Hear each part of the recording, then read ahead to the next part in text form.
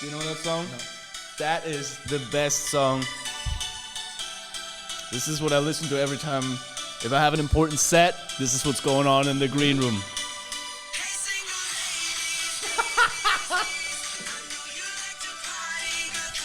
Do you know that song? No. Oh, dude. I have a hype playlist for before shows as well, but I don't use it a lot anymore. This is, if you grew up in Germany around 2016, this song was a banger. That was even before that, actually. It was like 2012, and you started drinking like 2014. Wait, do it in a second.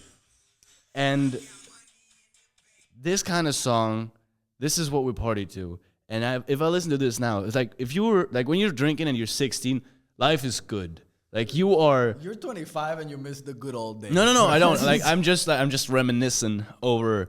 Man, if you come home, fridge is full, you have no bills, you're just getting drunk, and then you go to school, but you're also in this point in school where it doesn't really matter yet. I mean, it did at that point, but well, look at this. But that, man, this is like these pre-party play, like these old party songs. Yeah, like what's yours? Hit me with yours. For me, it's also party. Well, have you watched the Kanye documentary? Yes. Remember the video when he's rapping with Mos Def? He's rapping this song. Through the Wire? No.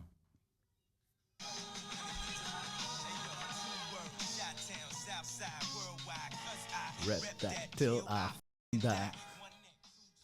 He's so aggressive. One wall, dues paid, give me that. I am lime like 5 mics.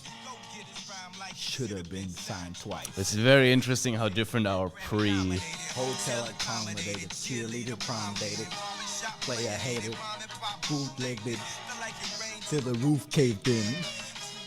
Chi-Town raised me crazy, so I live by 2 words. F you, pay me. I love that. If you've stuck around through the first episodes, what we had and listened to was already P. Diddy.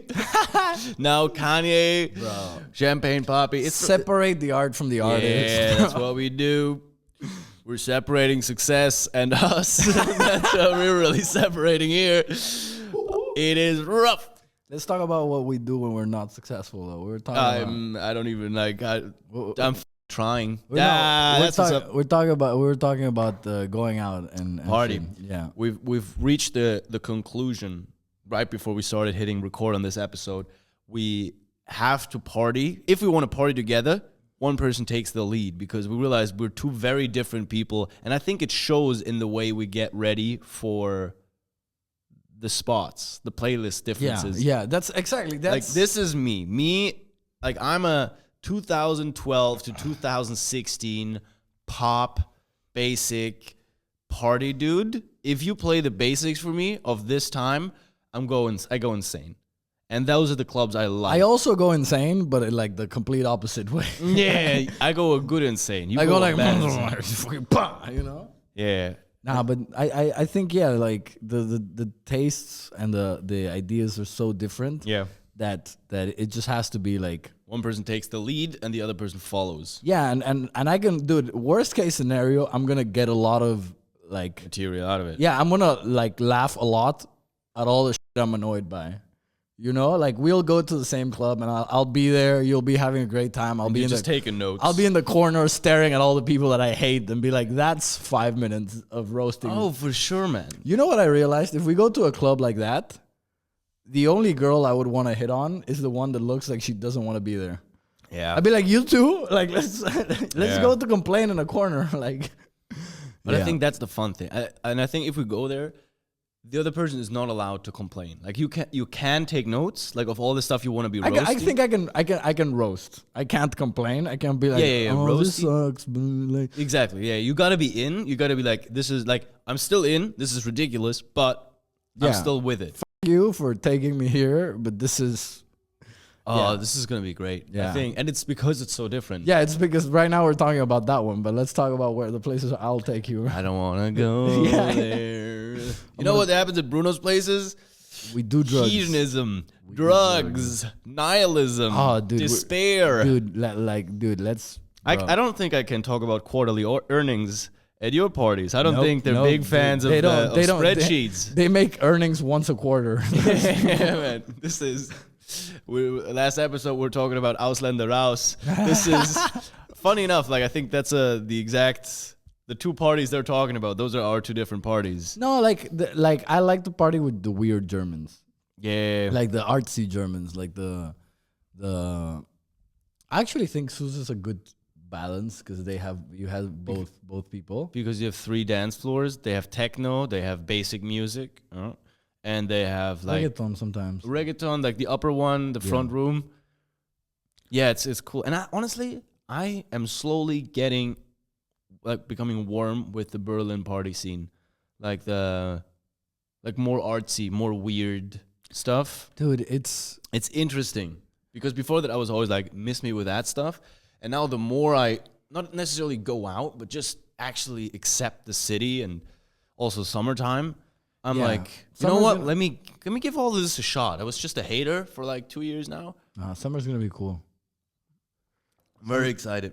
Also, like, yeah, I don't know. I like that here you talk to someone and they're like, yeah, I'm a art director, or yeah, I like do set design for movies or some shit. I'm like, Yeah, people are interesting, and you get a mix of so many different. I feel like you go to the clubs and you, the like 2010 hits Oh my clubs, God. and it's like, oh yeah, I work in marketing. Oh, all of them. I also work in marketing. No. I work in. I'm a social media manager. I am a woman in finance. Oh man, God. Louis is so turned on. Oh my God. Woman in finance. I'm a consultant, and I'm like, honestly, that's cool. And I have a lot of friends. Shout out to all my consultant, marketing, women in finance friends. I'm I a love lawyer. You. I'm like, God. I love all my friends that are like that, but also you like your women unemployed. Yeah, no, it's like the problem is when you go to a club and they're all like that, and that's the thing. Like diversity is cool in every sense of the. Like I also think if the party is all like act directors, it would be obnoxious as shit. In its own way. yeah, for sure. But it's nice to have a little bit of everything, you know. Yeah, I would like to talk to the lawyer at your party, at your art party.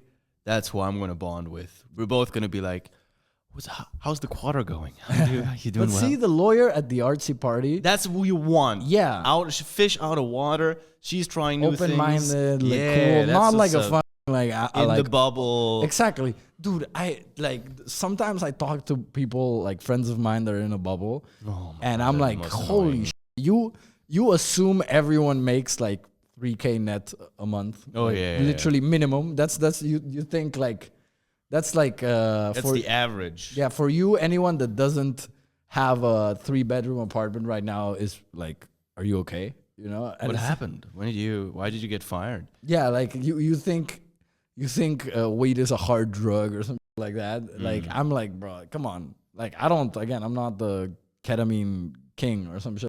I don't do a lot of drugs, but if you're like, oh my god, marijuana, I'm like, brother, chill the out. Are you getting high right now? Are you high right now? Oh, the people that say getting high. Let's get high. yeah. That's I say that. concerning. What else would you say? No, but like Let's get baked. no, but more like Let's ride the weed it's wave. like they're getting high. you know? Ah, okay, yeah. If you point it out, No, You gotta but I also think there's so much to do in the city, and like so many different like options that are just like, dude. Again, like the Brazilian party, the mythical Brazilian party that we didn't end up going to. it ended up being sold out. Fucking hell yeah! But like, not even just that. Like so many things, or even like the weird bars that people just go and like sit down and slowly drink until 4 a.m, which is not like you get trashed till 4 a.m. But like I think we've done this a couple of times in Medusa, or like at a couple of cool bars. Oh, that's fun. Yeah, but like there are bars that are like for that. Yeah, for sure. And like going to these places, and like it's been a while since the last time I did that, at least. I like that. And like again, you don't have to get trashed, but like there's so many, or like go see some live music, like a music open mic or some shit like that. But I think that's the beauty. You don't want to get trashed, but you're getting trashed in the best way. because it's this like, that's my favorite part about drinking with certain people, when you all just want to have a couple of beers or whatever, and then you can just like, you slowly realize that you all resigning into the fact that this is gonna be a bender, but not like one of these crazy ones, but just like these, you know what, I'll get another round. Everyone's like, oh, fuck yeah, another round. You play cool, you drink your beer, it takes a while, and then the next person, everyone, like some people are like, I think I should head home. He's like, oh, you know what, I'll get another round. I was like, oh, okay, I'll stay for another one. And this happens like 3-4 more times, and it's like 3 a.m. and you're like, yeah, tomorrow's gonna be bad. Let's just have fun. Yeah, and you have like, you pour your heart out. You're like, you know, this girl, I still miss her, but you know how it is. I say that sober, bro. Oh yeah. Well, this is also a sad boys, whatever. Sad boys for life. Oh no. Sad boys, sad boys. Oh no, this is God. What you gonna do when they cry for you? Ew, rough.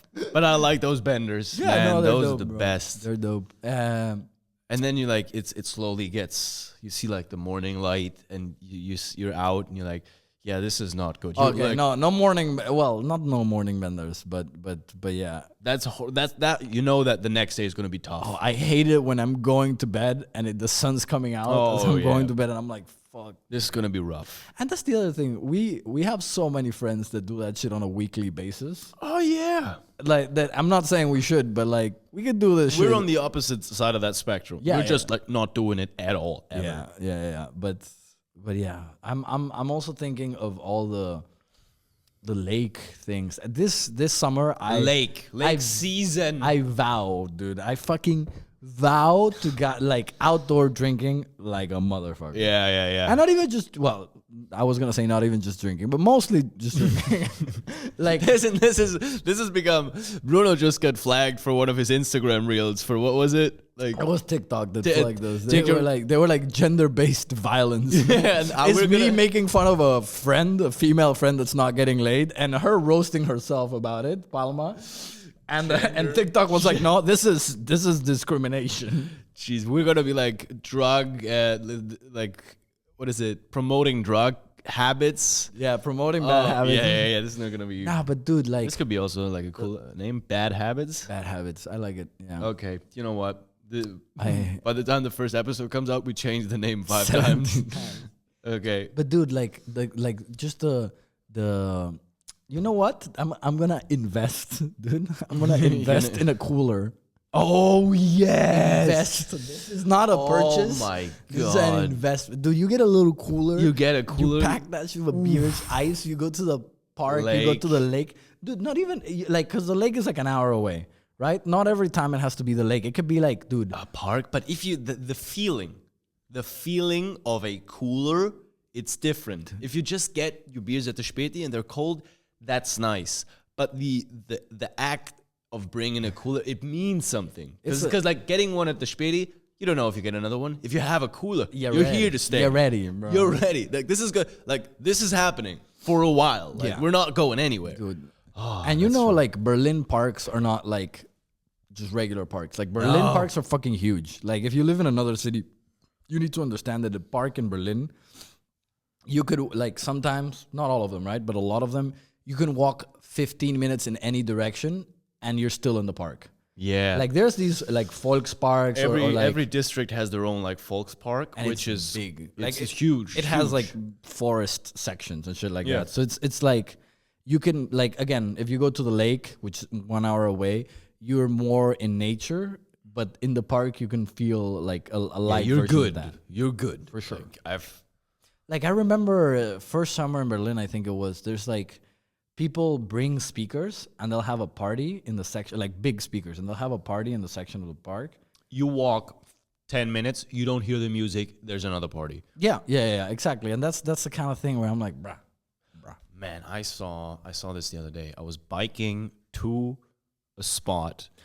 Let me Yeah. Oh, let me like. What are you? It's a short one. It's a short one. Okay, hit me. I love how when we say this, we're like, we need to do this, and most people in Berlin are like, yeah, this is just what Like I do every summer. Just come. Like This this is is like this has been happening. Like you This guys is- act like you're inventing this. Like You just have to join. Like, it's all ready. It's happening all the time. And our workaholic asses are like, we're gonna like get a cooler. This is gonna be active. Have a picnic, brother. This is revolutionary. See, you finally integrated. This is the most German way to plan the party. It's like, I have to buy the cooler first. I can't just expect other people. This is revolution. Oh, it's gonna be Dude, great. somebody's gonna get like a blanket. Oh, but like everybody brings like one thing. We can't expect one person to bring it all. No. Or actually, I do love the one person. Something that, like it's not every time, but sometimes one person they'll do everything and then they're like, just this is how much it costs and here we're splitting That's it. the easiest way. Like fucking, I'll buy some wine, some blah blah blah blah blah. blah Okay, we're losing the thing. I was biking to a spot and I was biking through the government district close to the main station. And I don't know if you know this, but there is the river that goes through the government part? And down at the river, when you bike alongside it, like you have these huge buildings and then you have the river where you can bike. Yeah, I used to bike there all the time. Yeah, like first of all, there's like salsa classes that are happening, which is amazing. Looks great. But then I biked further, more towards Hauptbahnhof, and there are people renting speakers. They bring there's parties there. Yeah. Like under the bridge. Under the bridge, yeah. Those parties are shitty as fuck. I went once. You went once? Because I just saw like two dudes with like 17 JBL boxes, and you go there and I think you give them the ID and the money, and then you take the box somewhere, party, and there was like one doing techno, one and like there's a lot of people, like not small. There's like, dudes with coolers selling alcohol there. Have you seen that? That's probably if you go at night, like I went once that was at night. Like that was on the way to the last spot at like 9ish. And man, the thing was packed. That was just getting started. That's my god, man, that's so great. It's like a little like you reminded me because I kind of forgot about this. I only went once. It's like a mini version of like what it's very common in Brazil. In Brazil, that's like everywhere, open all the time. Yeah. Here, it is like that Latino vibe of like a bunch of Auslanders. You know? Yeah. They got the speakers. They got like they're selling alcohol without a permit. Like yeah. Do they also do these fruit juices that they pre-mix? I don't remember because we went. I was just turn on the lights. Okay, I was with my ex and yeah, we bought our own drinks around like in a shop close, and yeah, we went. We had a drink. We danced a little bit, and then we went back home. Easy. But it was like people were selling alcohol. I didn't buy anything, but they were selling a bunch of shit. And that's so cool. It didn't look like they had a permit at all. So I mean, no one here has a permit. The difference in Brazil might be: is it like bottled or are they mixing for you? They're mixing for you. And that's a bit tricky. And not only that, but it's in broad daylight. I think this is the kind of thing where Berlin police is pretty good in that they're like, we have better things to deal with. Like we have bigger problems to deal with. But if any neighbor called and was like, hey, like kick them out, they would get kicked out, you know? Like it is definitely illegal, you know? Yeah. Like it's But I like the nice thing about Germany, like everybody sells beer here. So if you get something that's bottled, the way where you open it up, I'm like, all right, I can just buy this from anyone anytime, because it's very hard to spike someone's drink. Spike someone's drink. Because it's, dude, when I went to the US, like when I went to Austin to do shows, I was waiting to do Kill Tony, right? And now there's like a bar. Apparently, they put the comedians in another bar across the street.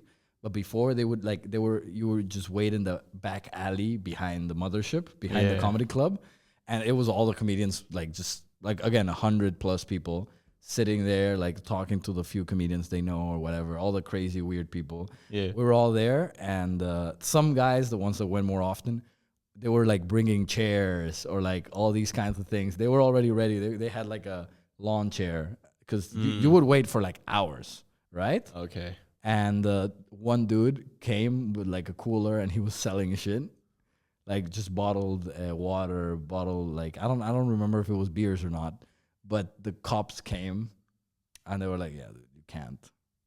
Like they were like, respect the grind. Yeah. Just don't. Like they didn't fine him or anything, but they were like, That's what like Tony said it in the show. He's like, there's like deals being made in the back alley. Oh, dude, they were like I saw a group of people just playing cards, like, fucking, Yeah. because they like these people go every week. Like the comedians in Austin, not all of them, but a lot of them, they go every week, every single week, and they spend 3 hours doing nothing, just crossing their fingers. You just wait. So they've like developed, like, things to do, man. You can't just sit there for 3 hours, do nothing every single week. Like you gotta talk shit with your friends, get a chair, like get some drinks, whatever the hell you need to do. Nah, man. Oh, We don't have anything like that, really. All the sign-up mics we have are usually literally show up to go up. There's no gambling. we have one show We up. used to have one where you would get drawn out of, like the names out of a bucket. The Tuesday, no? Yeah, but that was like in the beginning of the show, so you didn't have to stay for the whole show. So I don't think we have any like stayer show where you get like you gotta wait to go up. Yeah, but that's Which is good. Like, that's those like are a huge. so That's like rough. something we will have when we have 100 more comedians. Like 100 more comedians. No, you know what? This usually happens when you have no audience, because this way you make the comedians stay and you have an audience. True. This really like if this will happen if we have 100 more shows, because right now I think on Tuesdays we have like 7-8 shows, so it's already, which is like nothing, but for the scene it's actually pretty big because this is not a English speaking country. And the audience slowly gets dispersed into all these different shows. So I could see how there would be one of those just to make comedians stay. But since there are so many shows with audience, people would just not sign up. Yeah, to that people one. here are not used to the real. Like people here are like, it was a shit show, and there's like 10 people in the Yeah, audience. you have an audience. Yeah, in the like people here cancel a show when there's 2 people in the crowd. They're like, just 2 audience members. In the US, that's like, let's go. Yeah, we got have 2 2 people plus 5 comedians. It's enough. I was gonna ask you, dude. I saw you did Mad Monkey this weekend. How was it? Because that's like a Solid. sold out club. That's a good club. Yeah, Like, my boy Louis does German as well. I do some German. I just ventured into German comedy, and I'm not gonna lie, man. This is like I was about to touch on that point, which is like open mics. Like you think English comedians are taking certain audiences for granted? Man, the German open mics, dude. Sometimes they have like 15 people, and they're like, yeah, it's a little bit low, and I'm like, dude, that's a showcase for us. Yeah, that's 15 people is nice. Yeah, what's going on here? That's like 15 people. It's like this material. Like this is a perfect environment to try new stuff. To try new stuff, to work on all, like it's very. I mean, the German comics are working hard as well. Yeah. But they have a way lower appreciation for they the haven't amount starved. of crowd. They haven't starved. Exactly, they haven't starved yet for audiences.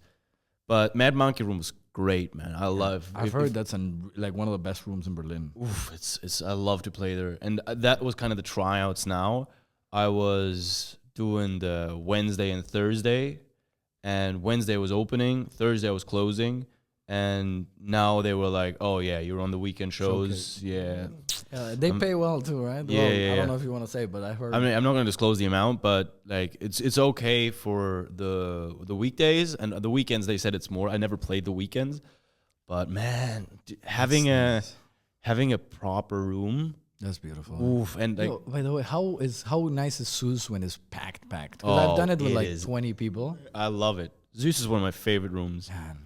Because this is like, we're always talking about Zeus for guests, and it's like, there's every day I think there's a comedy show at Zeus. Yeah. So we do sometimes have full Zeus, but it's rare. Mondays in English, sometimes it's full. It's a great I love that show even when it's like 5 people in the crowd. It still feels full. And the crowd loves it too. Like it's a good show every single time. It's a very comfy room. But yeah.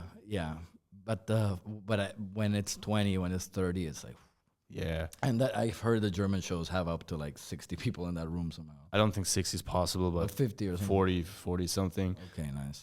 Full, man. It's because it's a very small room, low ceiling. It's perfect, and the laughter just rolls. Where would you record a special in Berlin? Because one thing I've realized is I want to do it. If I ever do it, I want to do it in a cozy, packed room. I don't want to do it like some of the bigger rooms. They're nice, but they feel like a lot. like I feel like a small like what's your favorite like medium small room in Berlin? Z-Bar. Z-Bar. For me, it's Z-Bar. I love Z-Bar. It's one of the best We're being rooms. really inside baseball right now. Yeah. This is like those are the main like. There used to be a show at Z-Bar I hate it. on Monday, like Sunday and Monday night, from 10 to like 12, almost 1, run by friends of ours, and it was just comedians. There's like a few audience members, but that was hardcore because the comedians heckled you if you weren't funny. Back then, that was like 2.5 years ago, just when I started. Yeah. And you go there, and if you are not funny, the comedians will heckle you, which is like crazy. And maybe that's why I like the room. It's because I started there, and then nobody knew that I was just like I was not only new to Berlin, I was new to comedy, and they heckled me like I was like a little bit experienced. And then after a while, they were like, "Oh, yeah, like you're not shit, you're just new."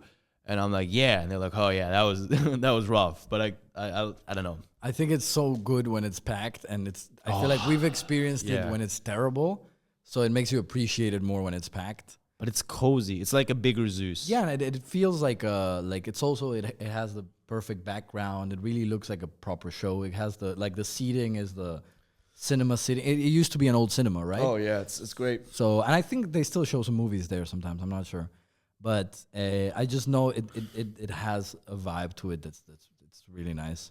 Yeah. Where would you record it? I think actually I think Zeus might be one of the spots.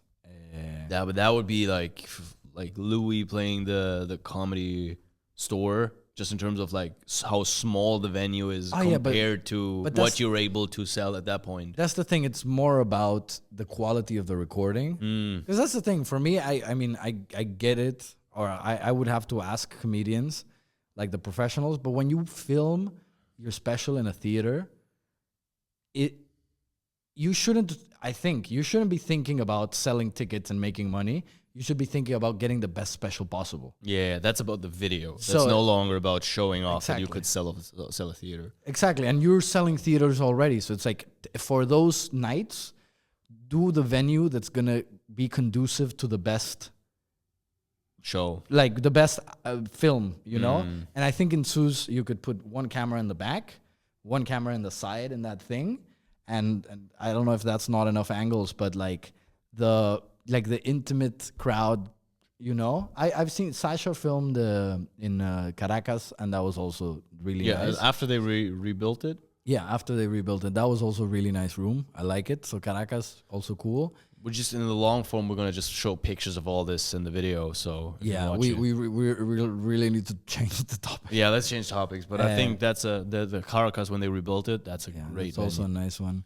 I would try to also find a venue that I could kind of fuck around with the back of it, though. Like I wouldn't leave the room exactly as is, you know. And in almost any room, I would do a little bit of set design, I guess. Maybe Like not a lot, but just a little something. bit. Fair. No. Done. Yeah, done. One of my favorite shows ever, like specials recorded, is Bill Burr playing the Royal Albert Hall. Do you remember? I'm not sure if it's Paper Tiger.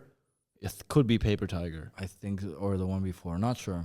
I don't know, but that is just such an astonishing venue.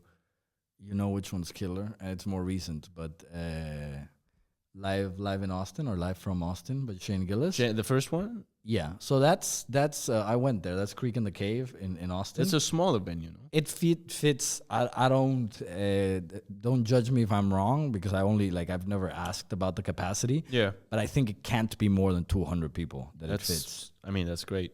Maybe 3. I don't know. Again, I don't fucking know. But I was there once. I watched the venue. Actually, I was there 2 or 3 times in that week. And I checked it out. It fits like 200-300 people. And at that point, I feel like Shane could sell way more than that. Not way more, but more than that. And, but yeah, packed it out. It has still like an intimate vibe to it. And like, it really feels like, you know? Yeah. I'm just checking out if I can see it somewhere. It has that vibe, you know? So I'm like, that I find really cool. I also really liked. I mean, there's specials in theaters that I also like really love, right? But I don't know. Do you remember Sam Morril's Rooftop? Oh, that's amazing. That was hilarious, bro. That was What a great idea. even Sam getting Morril- interrupted or like talking about neighbors. Yeah, That Sam was- Morril, if you don't know, like recorded during the pandemic, I think it was. Yeah. A special with that's a workaholic. snippets of him performing on New York rooftops. And just like every bit was kind of a new rooftop. And in between bits, it was the getting to the rooftop, getting a new thing. He would basically post stories like, hey, I need a rooftop. I need a rooftop. I won't charge you anything to do comedy or anything like that. You just invite your friends and people would like. This is such a great idea. And that was that one was fucking killer. There's Brian Simpson at the Mothership. I started watching it. It's nice, So but I good. like I just love from the setting, it's okay. But I mean, just concept wise, I think the rooftop still. Yeah, no, for sure. But that's the thing I'm thinking about. It's like adding a little vibe to it and not just being like biggest theater ever. Unless again, if you're doing Royal Albert Hall, or you're doing like, I don't know, like a nice, like that's part of the vibe that you're trying to put out, I totally get it. But if you're thinking like, I don't know, just a big room, wow, look at how many tickets he sells. I'm like, I don't think this creates the best The most. viewing experience. What I was very impressed by was Bill Burr live at Red Rocks. Oh, that was wild. When he had Bill Burr recorded a special at an open air venue, and it was a phenomenal. Dude, Red Rock is like iconic music venue. Yeah. Iconic venue in general. But when you're doing it with music, you're like, this makes sense. Because it's just like the music takes over the whole thing and people are singing and it's perfect for music. And Bill Burr just murdered. Yeah, but taking it over for comedy, then I'm Yes. like, holy fuck. You know, for example, Bert Kreischer does this like drunk comedian, like he parties, that's his thing. He does these like baseball arenas, baseball, call them stadiums, I don't know. Yeah. And he does like his fully loaded, whatever, which the vibe is that people are getting drunk. He does like 2 hours, then he does a break, and then he does like 2 more hours. Like he has a bunch of comedians. It's more of a festival than a show. That's so cool, though. And for example, recording there, that would also be perfect because it's not a small, cozy room, but it's a vibe, you know? Oh, yeah. It's Like, that's what you want. Like, you want the killer jokes with the audience that's there for it. And it's like when I'm watching that, I'm not like watching, let me watch some comedy. I'm watching a fucking festival. Like, I'm watching, I want to watch shots of the audience drinking beer in the middle of a joke. Yeah. I want the dude to literally like, you know, make it because in the end, comedy is such a live art kind of thing that it's like, sure, you want to capture your jokes in the like how you wrote them, but you also want kind of to capture a little bit of that moment, you know, to capture a little bit. Yeah, like what's going on around you? You want to, like, this motherfucker, Bert, always takes off his shirt and throws it into the crowd. Yeah. Or takes off his shirt. I don't actually know if he throws it at the crowd. But if he was doing it at this arena, imagine he fucking opens, takes off the shirt, throws it at the crowd, a shot, like a film shot of all these drunk bastards, like screaming, like grabbing the fucking shirt, and then he just begins you know, that's like a... You're hype. Yeah, and that's the thing. Like, comedy is really like, it is the jokes and it is whatever, but it's also so dependent on the room. You know? Yeah, but that's for me a big thing. It's like, all this is amazing and all this is a bonus, but you want to have the jokes. Like, you need the jokes to really, because that's in the end, that's what you want. Like, all these vibes are nice, but especially when you're newer, like us, sometimes you have these things where you're like, oh, that's my best material. And then you're killing, and then you still think this is your best material, and then I don't know, you get like these like 2 minutes of like just doing so well, and then you continue through your bits, and you still get laughs, but they're not as much, and you're like, how do I keep this? It's like trying to keep a ball in the air, and you're like, I'm pedaling as hard as I can, and I just can't keep it up yet. This is one of those things where the more you hold on to it, the more you lose it. Yeah, you need to yeah. just flow, but. I know. But I know what you mean. No, but exactly. It's when you get this desperation when you can't let go yet. Yeah. And it gets weird. And then the audience like, why are you so needy? I've had trouble in the last like week or so. Because Yeah. I'm working on this like more like stories and things like that, like longer chunks. And dude, like whenever I just let go and flow with the story, I'm doing like it's working. It's hitting. People are laughing. They're connecting. I can like properly convey the emotions and shit. But the moment I try to tell it like In a jokey joke? in a joke way, yeah. I lose them completely. Like they can tell, and like They're like, why are you being weird about this? yeah, and it's like it's so weird when you're like, because I'm like, how many times more can I tell it with just the vibe? Even if it does well, without writing it down, you know, am I just procrastinating at this point? Because I'm not like, you know, I don't have the beats down. But again, I've told these parts of the same story like maybe 5-8 times by now, which is so new. But that's so new. But it's like when I say it, like, dude, I did this new mic, Nordic Nonsense, Matilda. Ooh, that's usually full. That's a good. Really? I mean, yeah. They've only done it twice or 3 times, I think. I had good times there. But yeah, I did it, and it was just 2 people plus, or 3 people, which one of them worked at the bar, plus the host, which are Matilda and Elias. Elias, right? Yeah. Or Elias. I'm sorry. Big dog. I don't know how to pronounce your name, but Elias. Yeah. They were there, and I was closing, dude. Like it had already been like, you know, one of these really weird 3-4 people shows. Literally, the bartender was watching. That's great. I love those. And I just go in there. I start to like vibe with the story. I like came up with like 10 new things to say, and it was like all really like it worked. They connected. It was cool. There were some silences, whatever. But I was like, how can I capture this in a like, you know, it's I don't know. Maybe I just gotta keep telling it, but it's like a weird thing of like sometimes you need to like relax and just expand and just say it and flow, and then at some point it'll slowly by itself kind of fall into place. But it is so weird because right now I'm like, become a story, become like, you know, but.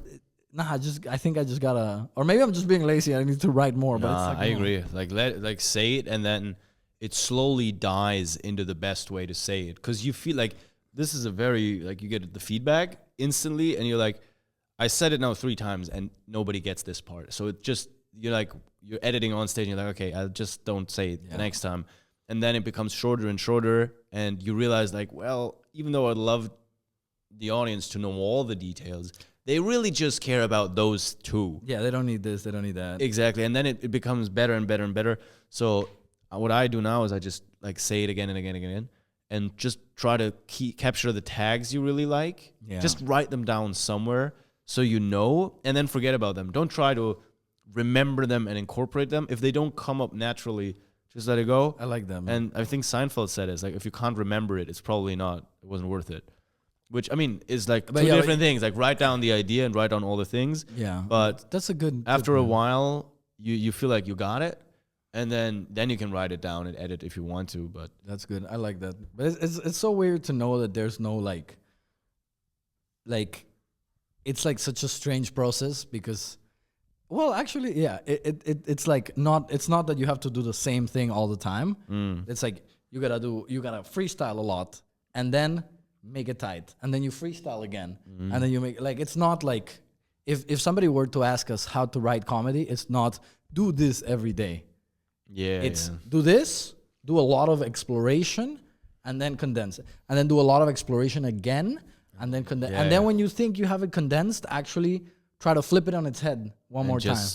And do it the other way around. For example, that's something that like a lot of people say. It's like it's really good to kind of do your bit in a different way just to see if you can find more angles for it or things like that. Okay, yeah. Like what you thought you were going to close open with it, and then see if you can reverse engineer it or things like that. Interesting. But it's like so fucking weird because I'm like, you got to play it all by ear, dude. You can't just like... I love it though. I think that's the best way to do it. And then when I started, like I just wrote everything and rehearsed so much to like go I on was gonna say sorry, finish your. But that's what I was like. It's weird. Like, I mean, one of the guys I always looked up to was like Seinfeld, and the way, like, the perfection in writing, where you can tell this is like no gram of fat, just meticulous. Is that the right word? Sometimes I say words that are heard, and I'm not even sure. Meticulous is like detail oriented. Exactly. Yeah. It's just this perfect writing, and I was like, God, that's amazing. And I did it and edited it, and this is all fun. But after a while, I'm like, this feels like I'm a slave to my writing, and I enjoyed way less. And You're then just following. exactly, you got to find your own way of doing it, and then you experiment your own stage. And this, like, having the things you want to say vaguely defined, and then walking through it with the crowd.